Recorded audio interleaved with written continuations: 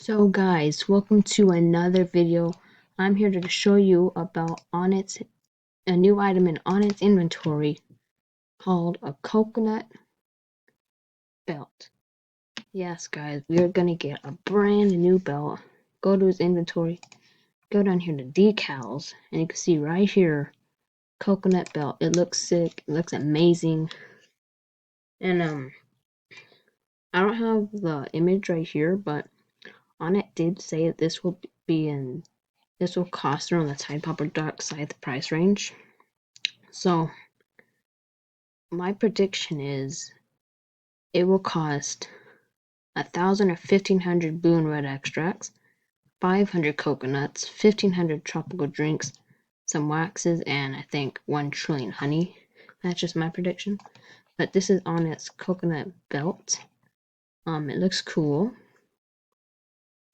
What do you guys think on it? Will you buy it? I know, even though it's kinda in game. I just want to let you know about it, and thank y'all so much for watching.